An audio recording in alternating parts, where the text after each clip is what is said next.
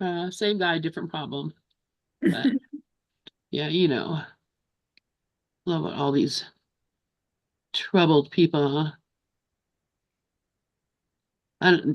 Wasn't real keen on the Rambo movie because same guy. There we go. Because it made it seem like people who had been to Vietnam or people who had been in war were unstable and not, uh, not entirely sane, likely to do crazy stuff. So I thought that did not portray um, the Christ and people. Vietnam veterans that I knew. Me too. Me They too. definitely were not, likely to, go crazy and I like Jack's background. Look like he's in the heavens. I like that. I didn't experience any of that. I know. Well, you weren't Rambo, so that's good. Well, but the friends of mine who came back, who had fought in Vietnam, didn't come back insane. No, Came yeah, back just glad to have they beat the hell out of there. yeah, and that's what I don't know why they made a movie like that, because it just made it seem like something that was what could happen, and PTSD is very, very real and very prominent among not only Vietnam veterans, but also Iraq. I have a nephew from Iraq that came back and couldn't function. A lot of dysfunction and inability to function coming back from frontline battle. yeah, So yeah. that is very real when you're out there killing people and shooting your rifle and getting shot and all that. It's very real. It is very real, but you don't expect everyone who went there to come back and be like that. It's Not not, everybody that goes there is in the frontline infantry either, Lynn. Well, no, I'm just saying that it makes it seem like you can't trust our veterans, and that's absolutely not true. That maybe one or two are going to have a difficulty, or people are going to have difficulties, but they're not going to go out and cause cause a riot because of it. They're 22 all about their. suicides a day from war veterans, 22 suicides a day. Oh, I know it. Yeah, it's terrible. And the movie didn't say they couldn't trust them. They were trying to protect them because they had trouble with their own trust. The veterans coming back had trouble with their own relationship to trust. Yeah, yeah. The movie, I'm talking about the movie Rambo, I know you are. where I mean he wouldn't talk to the police. He just he was not acting like a person would normally act, and instead of saying this guy has a psychological problem, they were saying he's a bad evil guy and we got to chase him down and overcome him, and he then became absolutely had to self-preserve and went through all sorts of stuff. So and like I said, I went to high school. Lots of my friends went to Vietnam. um, I married a Vietnam vet. I never would have thought that no matter what, and they did on the front lines, and they did kill people, and their friends were killed, and yet they are not out uh, causing a ruckus in town.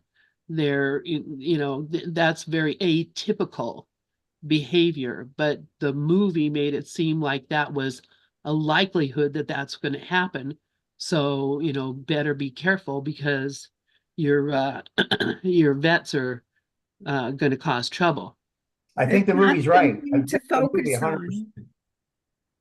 But I pardon think me? the movie's very authentic in how it portrayed the vets. I was just this. That's not something to focus on with vets. Yeah, yeah, exactly. So anyway, good evening, everybody. Rafi has his hand up. Yeah, go ahead, Rafi. I experienced a great many veterans who came back from World War II. They all fought in the war. They all experienced what goes on in the worst possible situation human beings can ever put themselves in. They all came back. They had families, they were fathers, They had jobs, they had careers. They never, ever discussed what went on in the war, ever. This is cousins of mine's, uncles, people that I know, relatives, okay, that fought. And they all became normal citizens. My father, yeah. Ones who they discussed, like in that movie Rambo, those are a small percentage. And because it's a movie, it made it seem like it was a large percentage. And that just isn't true. They come back and they readjust to life, and whatever crap that they went through, which was mostly indescribable, and they didn't ever talk about it, was pushed aside, and they went on with their lives. And that's became the society that was what happened in the late 1940s, the 50s, and the 60s. Vietnam War veterans that I remember that came back did the same thing. So what they make movies out of, they don't make movies out of ordinary situations. They make movies out of situations that are unique, and so that they can get your attention. If That's they right. made a story about people who came back from the war and just went on with their lives, no one would go pay to see them. Okay, and they wouldn't make a dime. It's about business. That's right. Sensationalism. That's right. And in doing that, it misrepresents, millions of people, and it puts thoughts in people's mind. Anyway, enough of that. Suicides a day, 22 suicides every day from vets. Yeah, that is quite true, Jack. That's a lot. That's a That's a lot. lot. It's a lot. Not in a country of 300 million people. No, it's still a lot. Not a lot. There are a lot of other people that commit suicide too that never fought in a war. That's absolutely true too. Especially young people now. Yeah. Yeah. Yeah. In fact, I know several young people who have committed suicide, but again, it's not the average or the norm or anything like that. It's just, some people do and some people don't. So you can't just say. How appropriate that we're going to be talking about nonviolent communication. Exactly. All right. So yeah. So On a let's get started. Monday. I have hey Regis, good to see you, brother. I have a song that Brooklyn sent me, so I'm going to play that, and then we'll get started. I have a couple of recordings from Marshall, and let's see, get this in the right place so that I can do this. And so we're going to talk about feelings tonight. So hope y'all enjoy. All right. Oh, I did not do what I should have done. Share the sound. There we go.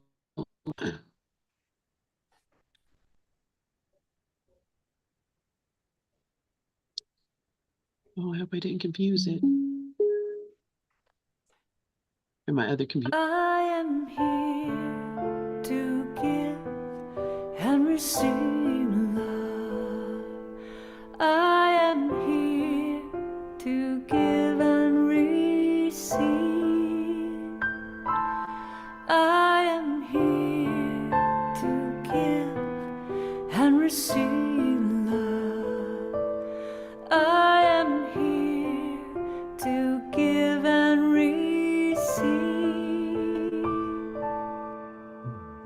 love, love. I am here to give and receive love.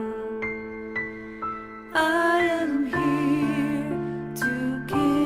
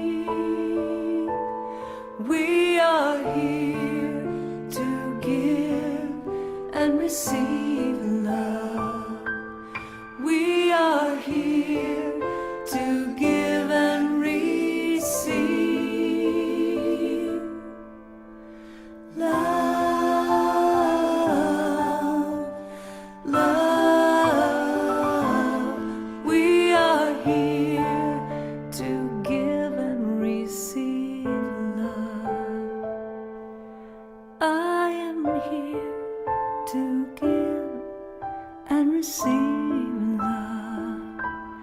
I am here to give and receive. I am here to give and receive love. I am here to give and receive. I am here for love.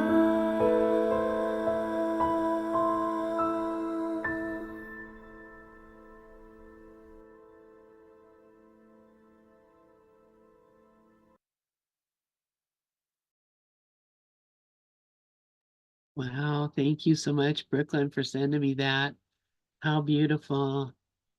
I love it. Thank you, Lenny. This is the first time I heard that song. I think it's new with her. Yeah, I think so too. Yeah. Yeah, let me see here. I think, yeah. It's amazing. Oh my That's gosh. 9 years ago, but I have not heard it before. So Yeah. yeah, so See, well, more things are coming in. I guess, yeah. So we're gonna talk about feelings tonight. I'm gonna bring up the old feelings chart. Those of you who used to be here with Amy will remember that. So we'll be looking a little bit at that. I'm gonna play a couple of audio videos from Marshall and to get us started. Or I'm gonna play one and we'll talk about it, and then then I'll play another one. So try to give it a little bit of time to for us to have a discussion about each one as we look and listen. And did we lose Jack? Guess we lost Jack. That's okay. He'll be back. All right, here we go. Expressing feelings and needs. Evaluation of others that implies wrongness is a tragic expression of an unmet need. Tragic in the sense for two reasons. First, it decreases the likelihood that we will get what we want. Even if we don't say it out loud, even if we think it, if we are even thinking that what somebody else does is wrong, it decreases the likelihood that we will get what we want. And second, it increases the likelihood of violence. So what could be more tragic than that, than expressing ourselves in a way that gets in the way of our getting what we want and increases violence? So anything that we want to say that implies wrongness on the part of the other person, I'm suggesting, is a tragic, suicidal expression of an unmet need. Say the need. Learn a need consciousness, which is what we're going to get to now, you see. And that requires two kinds of literacy, feelings and needs. When you do this, I feel angry. Okay. Anger is a feeling created by unnatural thinking. We'll get to that next. When you're not ready to leave at the agreed time, I feel anxious and impatient. When you speak that loud, I feel intimidated. Ow! Intimidated is a diagnosis. Be careful of words that are more descriptions of other people, what you think they're doing to you, like intimidating you. So write down the following as not feeling words. Do not mistake these words as feelings. I feel misunderstood. I feel used. I feel manipulated. I feel judged. I feel criticized. I feel ignored. For example, aren't there times when you think somebody's ignoring you? Don't you feel relieved? And at other times, don't you feel angry? You see, so words like that really say very little about what's alive in you. They say much more about how you are interpreting the other person's behavior. And above all, never mistake the word rejected as a feeling. I feel rejected. No. That's not a feeling. That's a suicidal interpretation. Feel angry and betrayed. Angry, yes. Oh, for betrayed. betrayed is one of those words like intimidated, ignored, misinterpreted, used, manipulated. It's more a diagnosis of the other person than a feeling.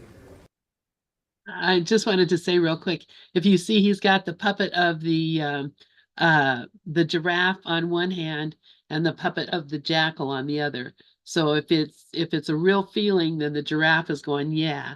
And if it's a interpretation or a diagnosis or some other thing that's not a real feeling, then the jackal is going, oh. So in case you're wondering why he's going, oh, and all that, is because he's reacting to what people think might be feelings that are really diagnosis or interpretations and judgments of another person rather than an actual feeling. So that's what we're going to learn, the difference between real feelings and judgments and interpretations, which just bring about nothing but violence. So so in case you're wondering why he's doing the puppets there, anyway, I'm going to go on. When you call me up and speaking loudly, tell me you're going to cut off funding, I feel angry and scared. Mm-hmm. Okay, the next step then. We do not attribute responsibility for our feelings to the other person. We never say that you make me feel or I feel because you. Instead, we are conscious that the root of feelings are needs. See, behind every feeling, there is a need. Now, certain feelings tell us that there is an obstruction in our thinking, that instead of our being directly connected to our needs, we have chosen to go off to jackal land. See, so what are these feelings that tell us that we're not directly connected to our needs? Anger, depression, guilt, and shame. Those feelings are very valuable. They tell us that at this moment I'm not directly connected to my needs. Instead, we are up in our head telling ourselves moralistic judgments about somebody. Anger, we're making moralistic judgments about somebody else. Depression, guilt, and shame, we're playing that game on ourselves. But we're not alive, and as I would define being alive, which is connected to our needs. So let's get into that. Let's right now connect our feelings with a need. Let's not go up to our head and think about the other person.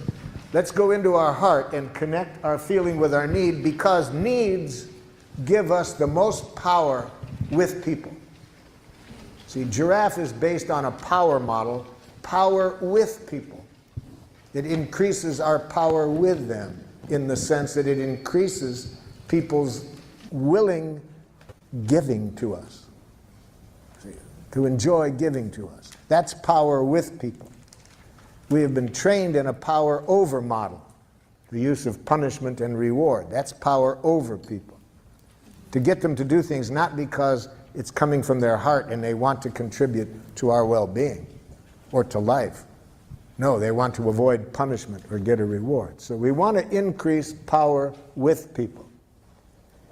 And the most powerful form of communication to do that is to bring people's attention to our needs that are not getting met. When people's full attention is on our needs, they hear no criticism, no demands. It is natural to enjoy giving. But if we hear any criticism or demand, we lose connection with that natural desire to give, and now we want to defend and attack. All needs are universal. Every human being in the world has the same needs. So you can look at what you said and see whether this applies. You see. Different cultures educate people to meet the needs in a different way, but the needs are the same. Who wants to check theirs out? Okay. To know that you are responsible and honest. That notice brought the other person in there. I have a need to know that you are responsible and honest. How do we express the need without bringing the other person in there? I need to be seen and heard as who I truly am. I have a need to be seen and heard as who I truly am. Okay? Yes. When you do what I described, I feel as I expressed because I need respect and acknowledgement, and I need to be able to feel safe in my job environment. I hear needs in there. Yes.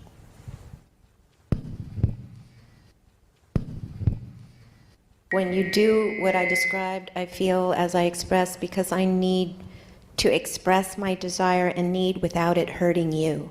No. Now we got a bunch of stuff in there. Shoot. If you want to avoid hurting other people, the only way I can offer you to do that is to become a nice dead person. Yeah. Because if other people have jackal ears, they can get hurt if you have heartburn. So would I just cut off that second half? Just, I need to express my desire and need? Yes. Because I have a need for predictability. I have a need for predictability. Okay. And the other one would be because I have a need for privacy. Yeah. Okay. Go ahead. My need is for comradeship and acknowledgement of my comradeship.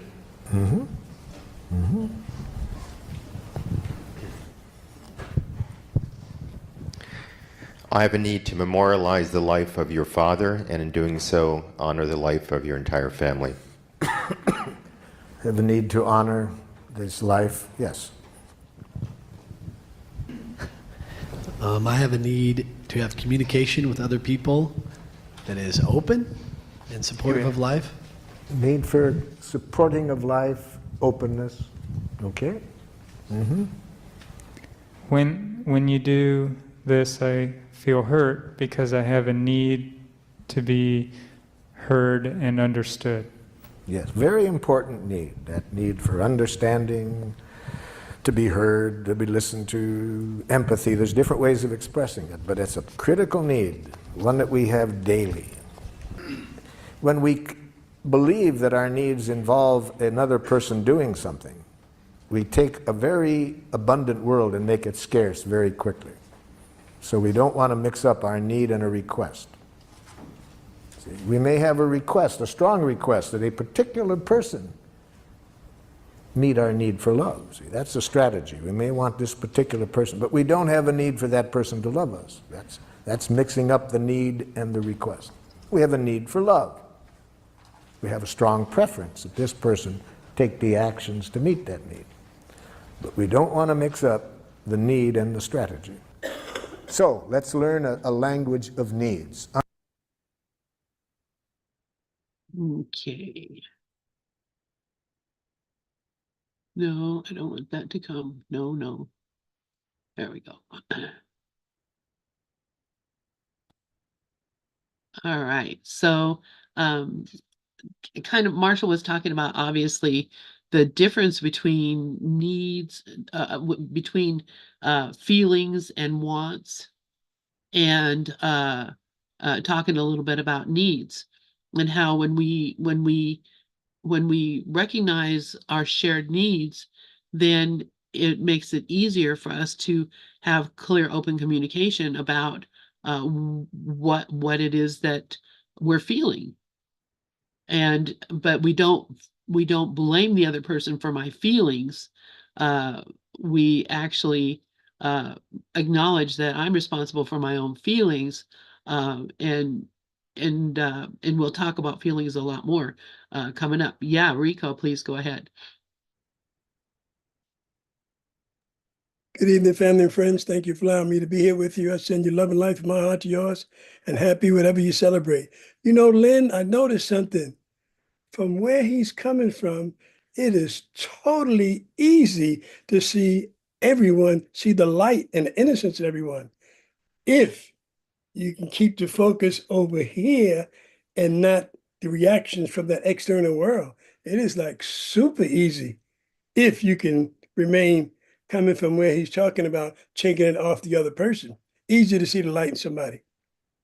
Absolutely. I could even see it in Regis. That's so true. I can see it in Regis too. Yeah, and the thing that's so beautiful about it is it doesn't take anything away from you to do that. It's a simple thing to just connect with other people in that very equal place. It just puts you in a place of equality with each other. And yes, that's, it's such a beautiful way of seeing then, because you're no longer seeing as a competition, you're seeing it as uh a thing we're in this together. So thank you for noticing that, Rico. I think also it takes away from anybody being a threat to my needs. Takes that off the table. Yes. Yeah, absolutely. Because you come to the place where we share these same needs. And it also helps me to become more clear on what I really need too. Thank you. Thank you. Anybody else have any thoughts? Brooklyn, yeah, go ahead. Namaste, mighty companions. So good to be here. I just had a miracle happen that involved this. I have a friend, a long-term friend, and unfortunately, I wasn't able to love her the way she wanted me to love her. And the guilt was overwhelming. And, you know, but I would talk to her and I'd say, this is what I need. And, she was throwing in different things. She wanted her way. And, but I wouldn't, I spoke with her the other day and she turned around. It was like a miracle. Not like, it was a miracle.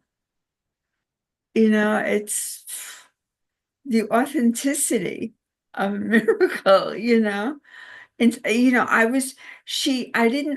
I couldn't respond to her, in the way she was expected things of me that I couldn't give, and I was feeling so guilty, like what's wrong with me? But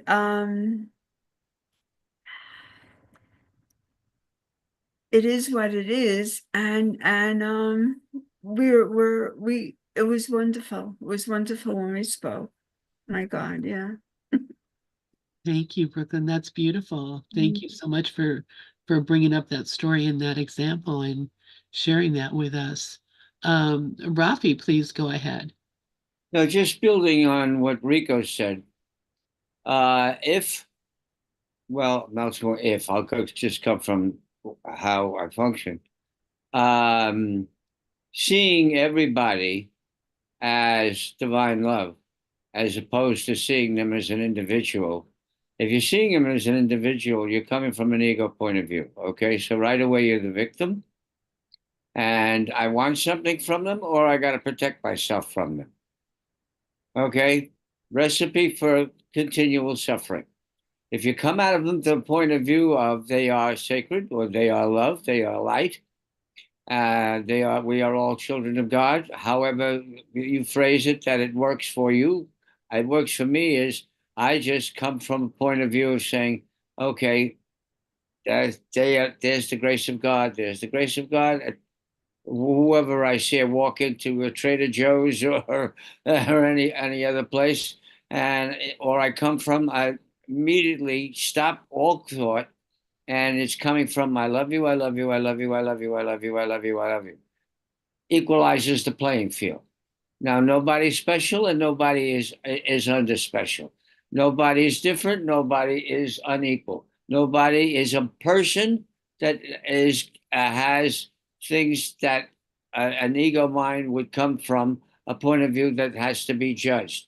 I either like them or I need something from them, I want something from them, or I got to protect myself from them. Or, oh my God, look at them. What are they?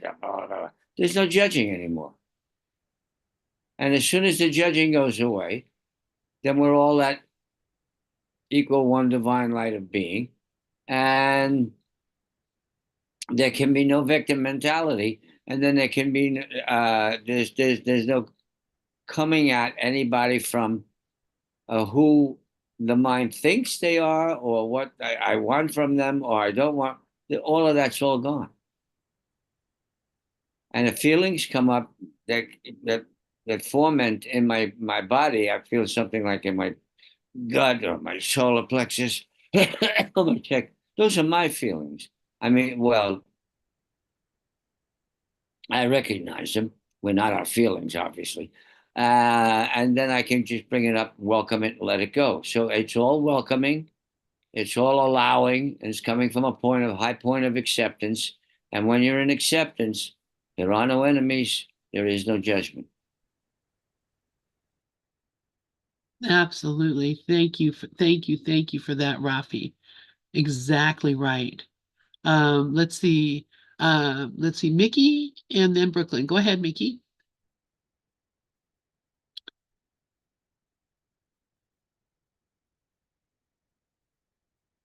Hey, sweetie, you're muted. Hi. Um, so this just took away all of my ability for projection almost, because I always thought, we're used to saying to people, when you do this, I feel that. And we're almost conditioned from when we're little kids to do some version of that. You made me mad, and then when you evolve a little from that, or you learn some psychobabble kind of talk, it's like, when you do that, I feel this, and that was a, a therapy technique that I heard of really early on. And this just totally flipped it. I had never heard this before, that you don't bring that other person in. You just say, I feel this because of this need that I have. That flipped the whole script. Like it's really important that we learn this. And I tried taking notes, but he talks really fast. So I'm going to go back and watch.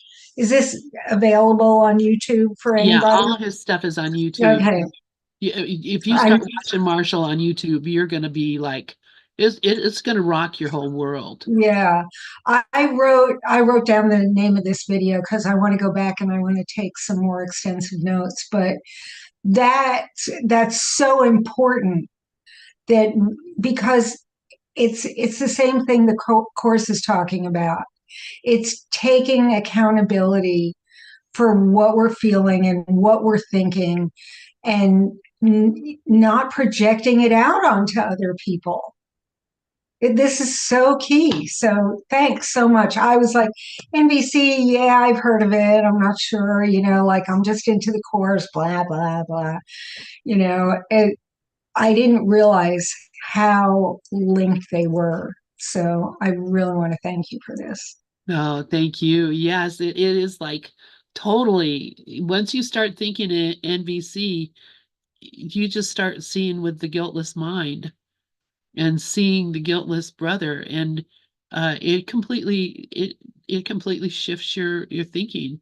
And I got to tell you, when I went through a 9 month extensive training, where once a month, it was like a 3 day weekend of going and working with these people, and then the weeks in between, we would do phone calls, partners sharing and practicing with each other, because that's a big thing about this is the practice, because you've learned to talk a certain way and you've learned to think a certain way from the world. And this is so completely different that you really have to relearn how to communicate.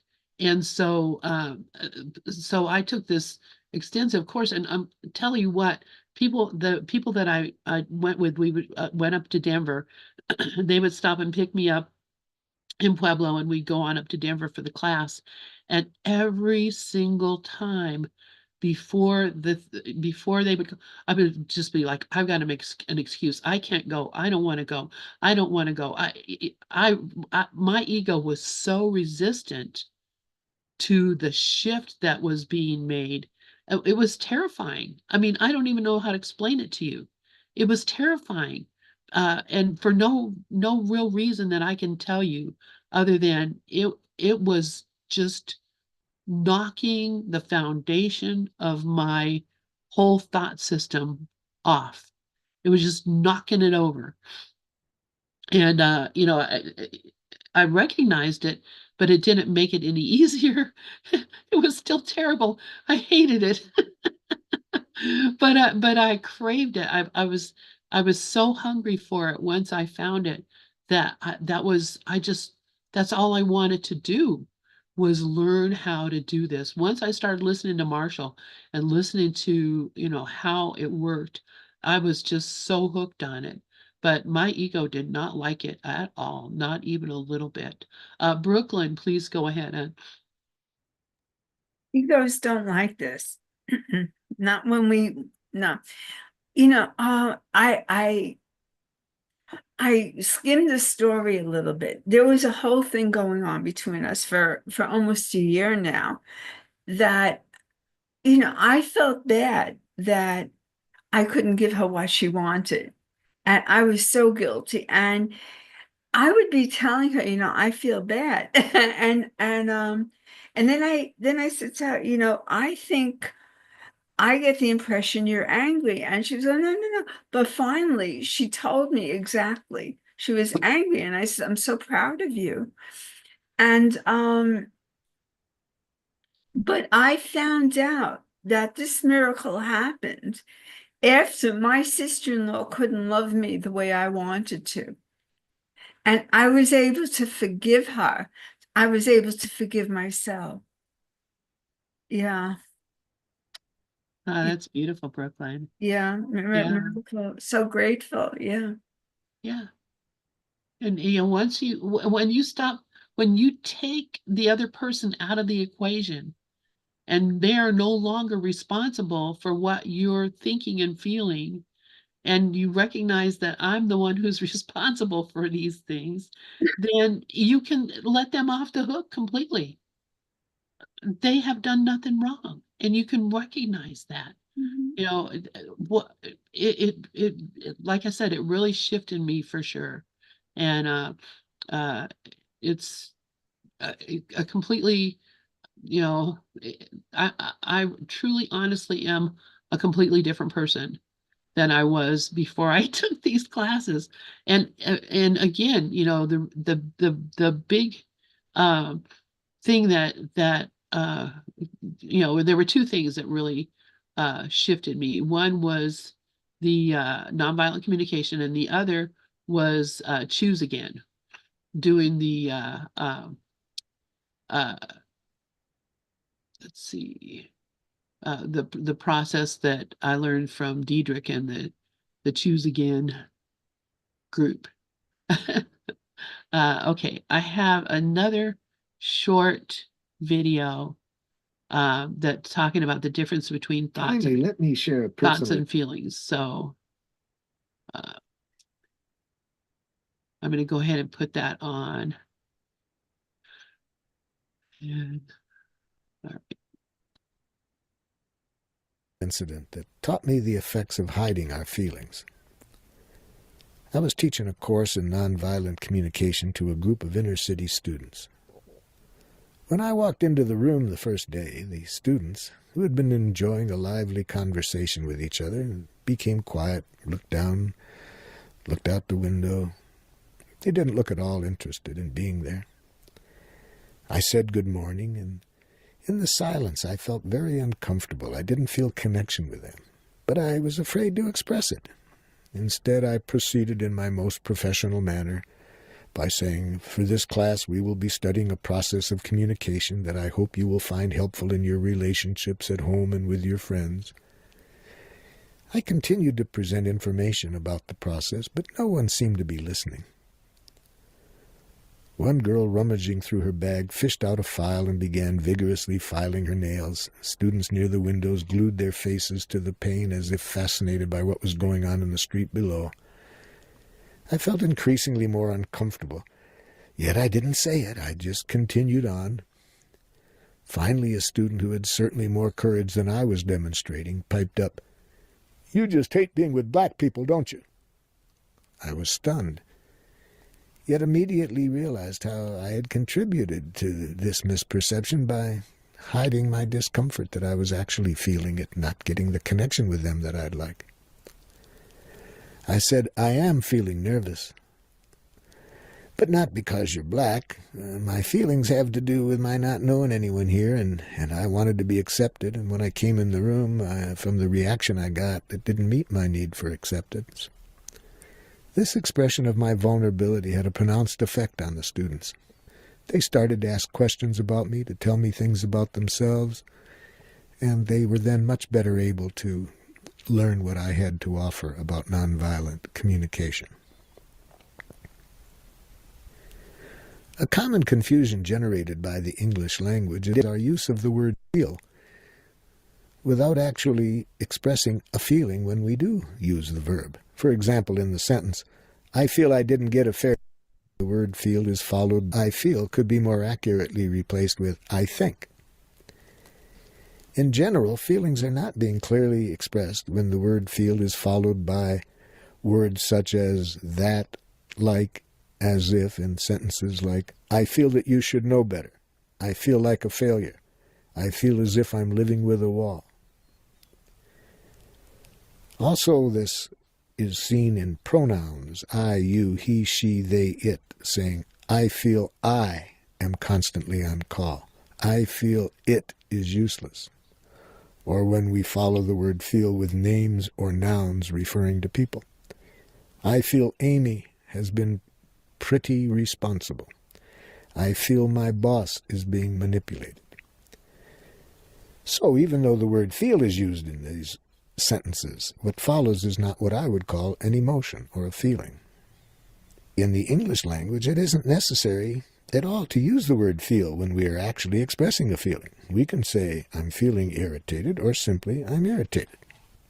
In nonviolent communication, we distinguish between words that express actual feelings and those that describe what we think we are. A description of what we think we are might be, "I feel inadequate as a guitar player." In this statement, I'm assessing my ability as a guitar player rather than clearly expressing my feelings. What would be an expression of feelings might sound like this: "I feel impatient with myself as a guitar player. I feel disappointed in my guitar playing. I feel frustrated when I play the guitar." The actual feeling behind my assessment of myself as inadequate could therefore be disappointment, impatience, frustration, or some other emotion. So just saying what we think we are doesn't really capture the feeling. Likewise, it's helpful to differentiate between words that describe what we think others are doing around us and words that describe actual feelings. The following are examples of statements that are easily mistaken as expressions of feelings. In fact, they reveal more how we think others are behaving than what we are actually feeling ourselves. Example 1, "I feel unimportant to the people with whom I work." The word unimportant describes how I think others are evaluating me, rather than how I'm actually feeling. In this situation, I might feel sad or discouraged. A second example, "I feel misunderstood." Here the word misunderstood indicates my assessment of the other person's level of understanding, rather than an actual feeling. In this situation, I might be feeling anxious or annoyed or some other emotion. A third example, I feel ignored.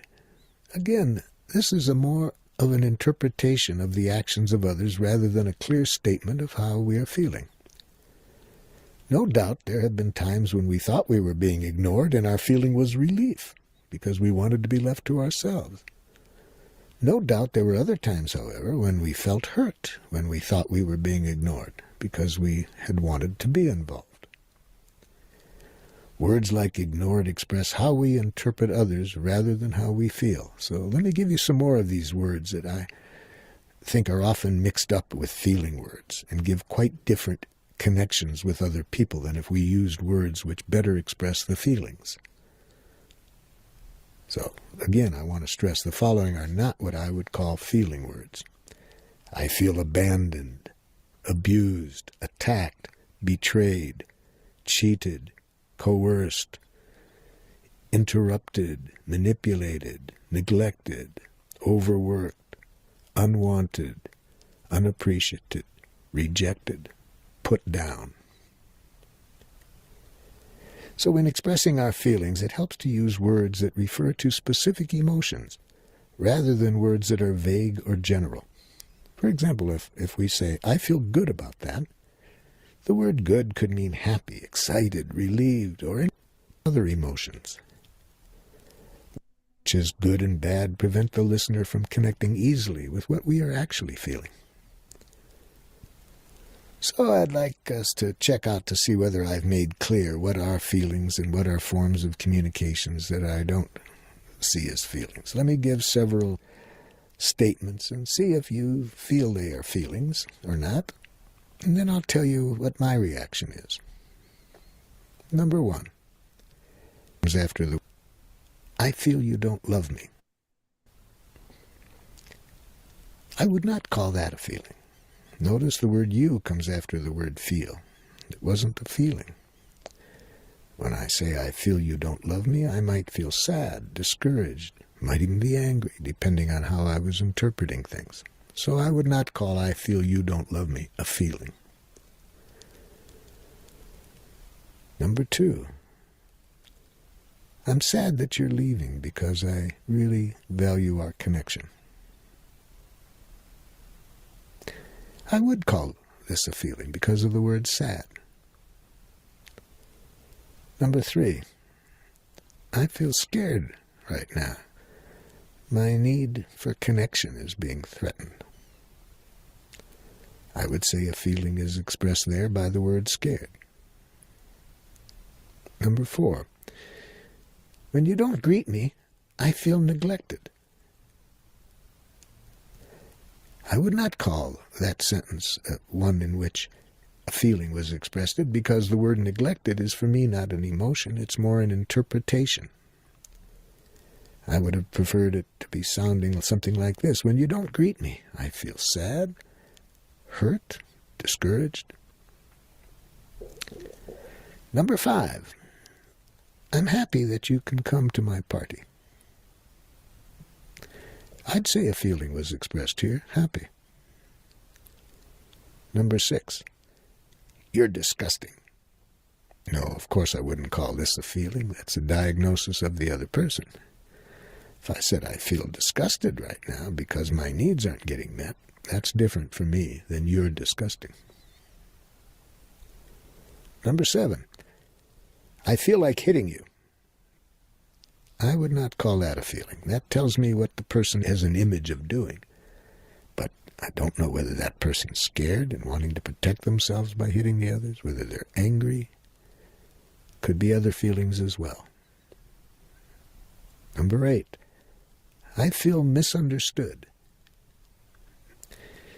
I wouldn't call misunderstood a feeling. It's one of those words, it's more for me a diagnosis of the other person. I don't know whether the speaker's feeling frustrated, annoyed, sad, discouraged, whatever. Number nine, I feel good about what you did for me. Here the word good is more vague than I would like it to be. I would like us to have a richer vocabulary than that. I would like it to have been expressed like I feel deep gratitude, or I feel pleasure, or I feel happy, not a vague word like good. Number 10, I'm worthless. I would call that a self-judgment, not a feeling. I would have preferred the person to express the feeling more clearly. If they had been feeling, I feel depressed, I would have preferred that. I feel frustrated, discouraged. Now, as important as feelings are, we don't want to just express our feelings. If I say I'm feeling irritated, it's not enough. We don't want to just express our feelings without some other things connected to them. For example, anytime we express a feeling of discomfort, we want to connect that to the need which is the cause of the feeling. And we want to add a clear request of what we want from the other person that would alleviate our discomfort.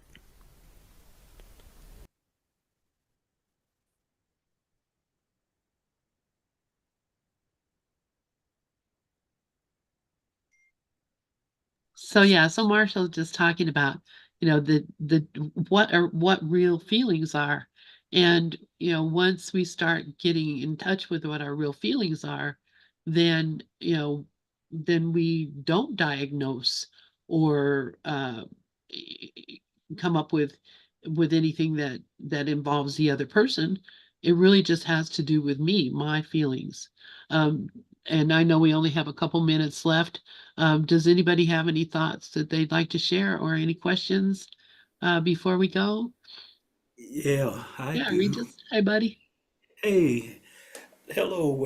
Happy holidays, all. I see Dove in the Christmas Christmas tree land with the lights and snow. Uh, but yeah, I just listening, and it's a conversation we've been having a lot in my household. And as kids, what Tracy and I was talking about, how you were just taught that so many feelings were bad or inappropriate. Even happy, like if you, I don't know if any of you all were in families like this, but as kids, you could be playing too much. What are y'all laughing so much in there for? Stop. Kids could be playing and just laughing and having a good time. And there'll be some angry adult that's got issues that'll be screaming at them, stop playing, stop, sit down somewhere. Why are you laughing so much? You're having fun. So all of the emotions, to say the least, about uh, anger or or even sadness, uh, that you were getting negative feedback as a child with these emotions. So I think what happens, as most of the things that Marshall was, the examples that he was giving us, he was saying, no, that's not a feeling. No, that's not a feeling. I think we learn early uh, to diagnose, or we have to have a reason. So as we become adults, instead of talking about the feeling, we skip straight to the diagnosis, because we think, oh, if I have this feeling, I got to give you my reason. We just don't feel safe to just sit with the feeling or express the feeling without justification. That's what the word I really was looking for was justify. I got to justify. So we skip straight to the justification, and most of the time never even say the feeling, that we're having. And I think it's just interesting to that as adults now we're having to be retaught to take the responsibility and to feel safe. In fact, we was just having this conversation this morning, Tracy and I was like, we still can't say I'm afraid or I'm angry. No story. Let's first just say the emotion. I'm afraid, I'm angry, or whatever. But it's just like, no, I can't even get those words to come out of my mouth, without, I want to tell you a story first. I want to give justification. I want to give a diagnosis, and all this other stuff before we just really say what we're feeling. So we're working on coming to that place where, we can say it's a safe space. As an adult, uh, we have to stop trying to force other people to make us feel safe. I said this to a guy a couple of days ago this week, that I got in my background, I'm safe. This is a gift that you offer yourself now as an adult. You know, you can offer this to yourself. I'm safe. I'm safe. I'm safe. I'm safe. I'm safe to share my feelings. I'm safe from harm. I'm safe from criticism. But it's a gift that as an adult we have to offer ourselves. And as we offer ourselves the gift of safety, that I am safe. And it's not a cliche. I am safe. Um, uh, God is with me everywhere I go.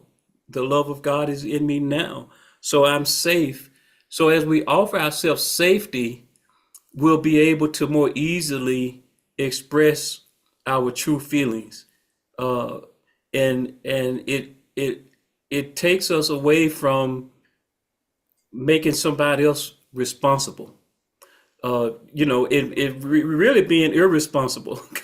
And I have my oldest friend. We've been knowing each other since junior high band, and he you say one of the same things that this guy was saying. Cause he'll tell me, "Well, Regis, you can be very intimidating." And every time he said, I just bust out into laughter.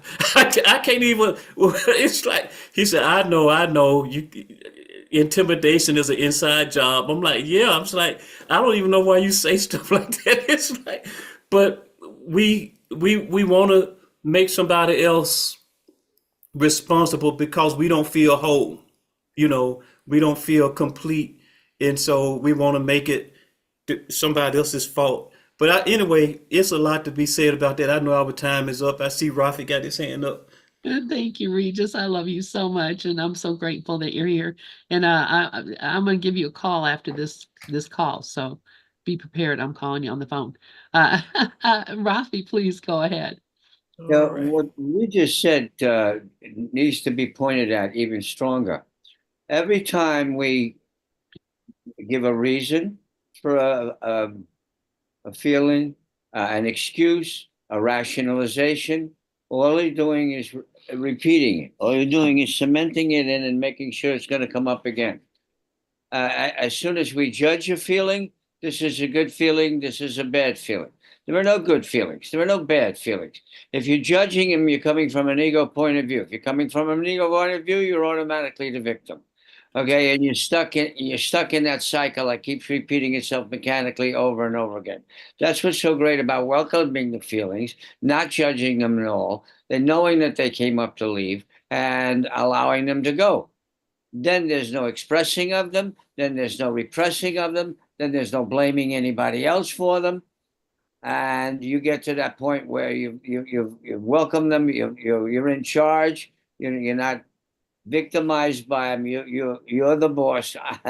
I'll take charge of this. Thank you, and love them and let them go. Then you'll get to that place of peace. And he's absolutely right. It's never them. There's no them. Okay, as soon as you blame somebody else for your feelings, okay, now to use the technical term, you're screwed. Uh, and there's no happiness. Okay, you get right back to the old saying: you want to be right, you want to be happy. Okay, as soon as, so thanks, Regis, for pointing that out. That was perfect. Beautiful. Thank you so much, Rafi. And yeah, we're going to get more and more into this because once you start recognizing what the real feeling is, then you can see what the need is that is driving that feeling. And the needs are the things that we all share. And you can be, certain that no matter what it is, if it's a real need, a real human need, everyone has it. So we learn to meet each other's needs in a very loving and whole kind of way without without sacrifice. It just comes about because That's the real gift that we have. So thanks you guys so much for being here. I appreciate it. And we're not meeting tomorrow night because I'm going over to my kids' house for Christmas Eve. So we will see you again on Thursday. All right. Love you all. Yes. Yes, we will. Love, love. All right. Yes. Love you guys. Big Bye. hugs. Holidays, everybody. Love you. Big hugs.